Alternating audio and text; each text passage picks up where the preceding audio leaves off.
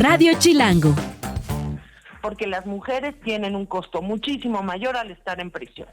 Tenemos visto que hay un abandono mucho mayor por parte de las familias, y esto no quiere decir que las familias se olviden de ellas, es que la gran mayoría eran cabeza de familia. ¿Esto qué significa? Que las familias ahora tienen que resolver sus ingresos, tienen que resolver las tareas de cuidado y no tienen la posibilidad de irlas a ver. Y ese es el elemento que nosotras vemos clave, que responde a esta gran cantidad de suicidios que no hay esa cantidad no la tenemos en ningún otro penal federal. Hablando de cosas que indignan, que enojan, vamos a platicar ahora de lo que está ocurriendo en el Ceferezo 16 de Morelos.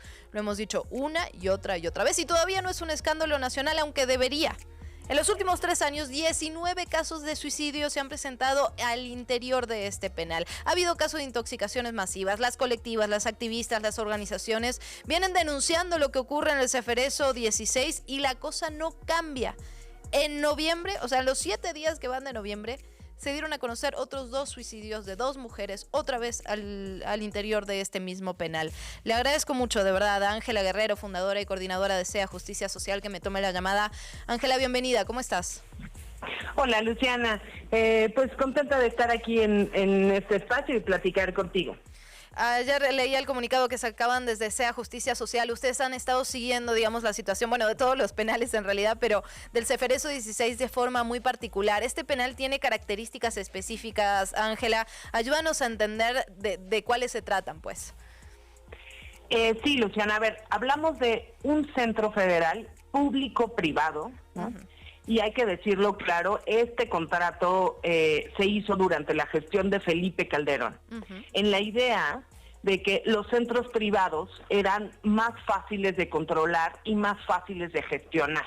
Uh-huh. Yo recuerdo los últimos días, y mucho de quien nos escucha seguramente también lo hará, de estos últimos días de las Islas Marías, ¿no? De este centro penitenciario que se tenía allá, donde las mujeres que estaban ahora en el 16 se encontraban frente a los barrotes del agua, ¿no? Que mucha gente les llamaba.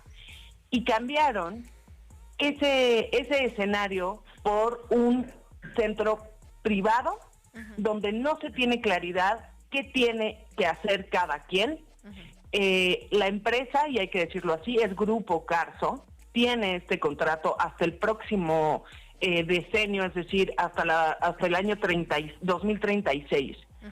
Y es un contrato en el que no importa cuántas personas haya en ese centro, se le paga puntualmente cantidades estratosféricas. Ahora, ¿qué sucede adentro? Estamos hablando de muchas mujeres, ahorita hay alrededor de 1,040, pero hace 2 años, antes de que empezaran estas crisis de suicidios, empezaron la política de traslados. ¿Qué significa esto? Mujeres de todo el país que empezaron a traer al Ceferezo 16 una vez que se firmó un nuevo acuerdo con la empresa para disminuir la cantidad de dinero que se le pagaba mensualmente, con la idea de llenar este centro. Ese fue inicialmente lo que sucedió. En las últimas semanas, en los últimos meses, hemos visto que la población disminuyó porque han regresado a varias mujeres a sus lugares de origen. Entre ellas, una gestión que nosotros hicimos desde hace más de 2 años para que regresaran a 19 mujeres que provenían de Sonora. En estas condiciones, ¿qué es lo que hay y por qué lo hace diferente? Porque mucha gente nos dice, pero es que eso también pasa en la cárcel de hombres. No, no es lo mismo, porque las mujeres tienen un costo muchísimo mayor al estar en prisión.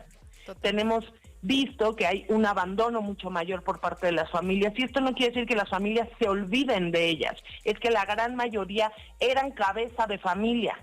¿Esto qué significa? Que las familias ahora tienen que resolver sus ingresos, tienen que resolver las tareas de cuidado y no tienen la posibilidad de irlas a ver. Y ese es el elemento que nosotras vemos clave, que responde a esta gran cantidad de suicidios que no hay esa cantidad no la tenemos en ningún otro penal federal. Es de verdad una locura. Ángela, ¿qué sabemos sobre estos últimos 2 casos? ¿Qué información tenemos? Sé que es muy reciente, sé que es muy complejo, pero ¿qué sí podemos decir, pues?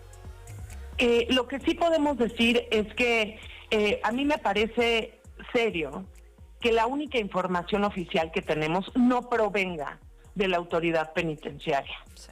La única información oficial que tenemos proviene de la Defensoría Pública Federal. Y este ha sido como el patrón, ¿no? O sea, cuando la Defensoría sale a decir otra vez tenemos el registro, a los pocos días salen los datos de la autoridad penitenciaria. ¿Qué nos gustaría saber? Pues quiénes son estas mujeres, qué familiares tenían, que a esos familiares se les dé la calidad de víctimas, porque al final están muriendo dentro de un centro que está a cargo del Estado.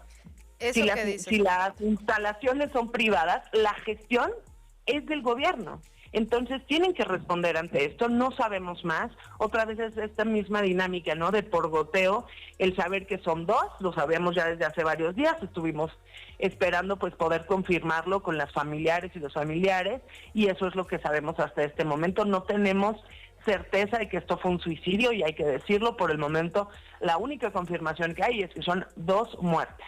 A ver, esto es importantísimo, varios de los puntos que tocabas, Ángela. El primero es que estas mujeres, estas personas están bajo custodia del Estado, por lo tanto la responsabilidad, independientemente de que el centro sea privado, mitad público, hay una responsabilidad del Estado que no están asumiendo, digamos, eso me parece fundamental.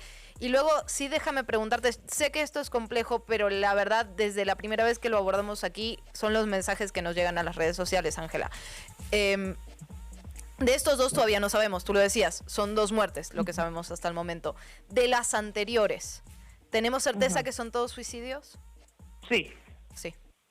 Con excepción de las que fallecieron en la intoxicación masiva, ¿no? En la intoxicación, sí. No, fallecieron por la intoxicación, los demás sí son suicidios.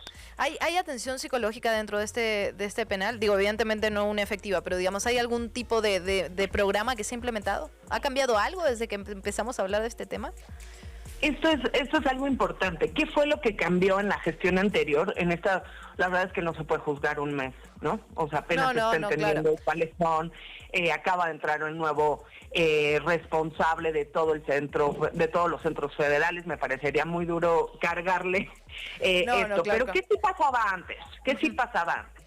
En el momento en el que empezaron a haber los suicidios, la respuesta por parte de la autoridad penitenciaria de ese momento es prácticamente como la responsabilidad de la salud mental únicamente recae en las propias internas. Entonces, traigan talleres de todo tipo, se empezaron a hacer convenios con organizaciones que me parece que lo hacen de corazón y con toda la convicción, pero por favor, seamos claros, si ahí no hay un médico y ellas solo pueden enfermarse a nivel físico de 9 a 3 de la tarde porque no tienen quien cubra el horario de la tarde y de la noche, mucho menos van a tener un esquema claro de salud mental. Entonces, no se sabe qué tiene. Nosotros tenemos muchos casos con muchas quejas donde ni siquiera se les pedía a los familiares dinero para los medicamentos y ese medicamento jamás llegaba a manos de las propias internas. Esto mismo sucede con aquellas que necesitan algún medicamento para salud mental. Entonces, no es únicamente responsabilidad de ellas de echarle ganas para estar bien en un centro federal, que además hay que decirlo, hay más de 300 que tienen más de 9 años esperando sentencia, en un esquema de absoluto aislamiento, donde no puede ser responsabilidad únicamente de ellas su salud mental. Es responsabilidad del gobierno, es responsabilidad de la empresa que está ahí, claro que sí, y tienen que parar este patrón. Y la forma de pararlo no es llevarles más talleres de capacitación, es hacer un esquema de cierre humanitario en ese lugar. Hay que revisar los 1000 casos, hay que ver quiénes pueden tener un cambio de medidas cautelares, hay que ver quiénes entran por amnistía, quiénes pueden salir por libertad anticipada y con las pocas que queden empezar a establecer una ruta humanitaria y apegada a derechos humanos para ver dónde van a pasar la pena que les quede. Lo más importante aquí es la libertad de las mujeres y es lo que hay que poner al centro. Después viene un espacio como este que tenemos, ¿no? Esto tiene que ser un escándalo nacional. Ángela, te agradezco de verdad muchísimo que hayas platicado conmigo esta mañana.